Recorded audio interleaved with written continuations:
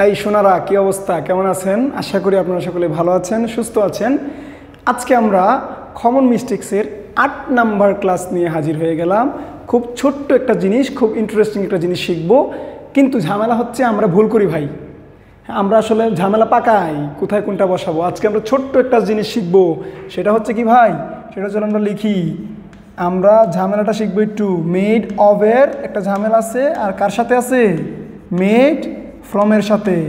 Made of আর made ফ্রমের মধ্যে একটা কিলাকিলি আছে। এখন আমরা যা শিখে নিব কোন কিলাকিলিটা আমরা কখন ইউজ করব। ভাই কি শিখবো? কোনটা কোন জায়গায় ইউজ করব। একটু শুনেন ভাই, একটু শুনেন, আমরা একটু কথা বলি। জাস্ট একটা জিনিস এখানে লিখলাম, দৃশ্যমান। বুঝাইতেছি, ভয় পায়েন না। দৃশ্যমান, আর এটা কি? অদৃশ্য। একটা জিনিস দেখতে পারবেন, একটা জিনিস দেখতে পারবেন না। একটু ভালো করে শুনেন, একটা গল্প বলি। গল্পটা হচ্ছে, ধরেন আমার পরনে যে একটা শার্ট আছে, হ্যাঁ, তো এই শার্টটা আসলে কি এটা শার্ট ছিল প্রথমে? না, এটা শার্ট ছিল না। এটা কি ছিল ভাই? আপনারা সকলেই জানেন এটা কি ছিল। এটা ছিল, ধরেন আপনার প্রথমে তোলা ছিল, পরবর্তীতে বিভিন্ন প্রসেসিংয়ের মাধ্যমে এটা সুতা হয়েছে, তো এখন শার্ট হয়েছে, যেটা আমরা ইউজ করতে পারতেছি। আমি যেটা ইউজ করতেছি অলরেডি। তার মানে মনে রাখবেন, এটা তৈরি হইতে যে জিনিসটা আপনার লাগছে, ওই জিনিসটা যদি আপনার দৃশ্যমান হয়, ইকোনমিক্সের ভাষায় বললে কাঁচামাল, আমরা যেটাকে বলি কাঁচামাল বলি, ওই কাঁচামালের বা দ্রব্য সামগ্রীর যে জিনিসটা আছে ওইটা যদি দৃশ্যমান হয়, তার মানে এই দেখেন শার্টটা যে তৈরি হয়েছে কি দিয়ে? সুতা দিয়ে। সুতা দেখা যাচ্ছে না ভাই? দেখা যাচ্ছে। আপনার যে হচ্ছে স্কার্ফটা তৈরি হয়েছে সুতা দিয়ে, সেটা দেখা যাচ্ছে। আপনার হচ্ছে ধরেন প্যান্টসটা তৈরি হয়েছে সুতা দিয়ে, সেটা দেখা যাচ্ছে। তার মানে আমাদের মনে রাখবেন, দুই ধরনের গুডস আছে সাধারণত। একটাকে আমরা বলি প্রাইমারি গুডস, একটাকে আমরা বলি হচ্ছে কনজিউমিং গুডস। প্রাইমারি গুডস হচ্ছে যেটা সর্বপ্রথম ছিল আর কি। যেমন ধরেন সুতা ছিল, আর কনজিউমিং গুড কি, যেটা আপনি গ্রহণ করতে পারেন এই মুহূর্তে, ইকোনমিক্সের ভাষায় বলা হয় এটাকে, সেটার মধ্যে শার্ট।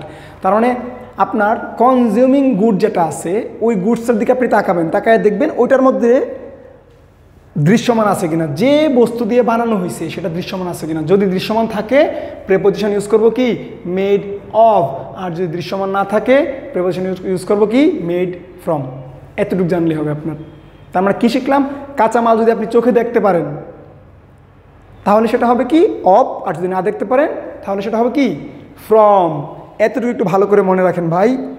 জাস্ট আপনাকে আমি একটা এক্সাম্পল দিই। এখন একটা করে এক্সাম্পল দিব, কোনো ঝামেলা নাই। দেখেন এখানে আমি লিখলাম আপনাকে যে দ্য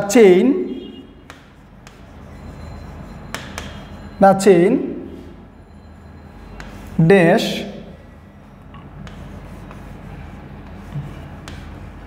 গোল্ড। আপনাকে বলছে the chain made of gold নাকি মেড ফ্রম গোল্ড? কোনটা হবে ভাই? মেড অফ গোল্ড নাকি মেড ফ্রম গোল্ড? তার মানে দেখেন তো গোল্ড, আমরা একটু যাই এখানে, ঘটনাটা ঘটাই কি দেখি। এখানে আছে গোল্ড। তার মানে আপনি যে চেইনটা পরেন, আমরা নর্মালি চেইনটা, সোনার চেইনটা আমরা দেখে চিনেই ফেলি যে ভাই এটা সোনা দিয়ে তৈরি করা হয়েছে। তার মানে দৃশ্যমান ভাই, দৃশ্যমান না? অবশ্যই দৃশ্যমান।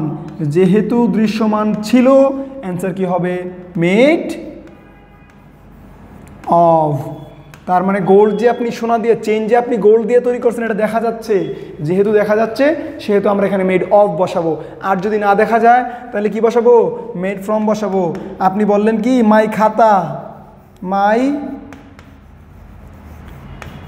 খাতা ইজ, আর এখানে একটা ইজ হবে। হ্যাঁ, মাই খাতা ইজ মেড অফ নাকি মেড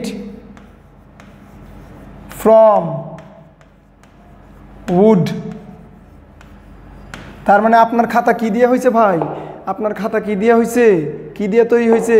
আপনার খাতা তৈরি হয়েছে উড দিয়ে। এখন আপনি যখন আপনার বইটা উল্টাবেন, আপনি যখন আপনার খাতাটা উল্টাবেন, তখন কি ওই খাতার যে পেজ, ওই পেজের মধ্যে কি আপনি কাঠ দেখতে পান? আপনার চোখে কি কাঠ ভাসে? না ভাই। তার মানে এই জিনিসটা অদৃশ্যমান। জিনিসটা যেহেতু অদৃশ্যমান, অ্যান্সার কি? Made from. মনে রাখবেন, এরা দুইজনের অর্থই কি? তৈরি করা। দুইজনের অর্থই কি? তৈরি করা বা তৈরি হওয়া। দুইটার অর্থ সেম, ব্যবহার ডিফারেন্ট। কোন ধরনের ডিফারেন্স দুইজনের মধ্যে আছে? একটা হচ্ছে আমরা দেখব, জিনিসটা আমি দেখে বুঝতে পারি কিনা। ধরেন আপনাকে আমি বললাম যে একটা আপনার ডেস্ক, আপনার পড়ার টেবিলটা তৈরি হয়েছে, এখন টেবিল কি মেড অফ নাকি মেড ফ্রম? যেহেতু টেবিলটা কাঠ দিয়ে তৈরি হয়েছে আমি দেখতে পাচ্ছি, তার মানে মেড অফ। আর এরকম কিছু জিনিস যেটা আপনি কোত্থেকে তৈরি হয়েছে আপনি দেখে বুঝতে পারতেছেন না, সেসব ক্ষেত্রে আমরা বসাবো কি মেড ফ্রম। আশা করি মেড অফ আর মেড ফ্রম নিয়ে আপনাদের আর ঝামেলা হবে না। সবাই একটু নোট করে রাখবেন এবং পোস্টমর্টেম ইংলিশের সাথে থাকবেন। দেখা হবে নতুন কোনো ক্লাসে আরও সুন্দর কোনো ভিডিও নিয়ে। সেই পর্যন্ত ভালো থাকেন। আল্লাহ হাফেজ।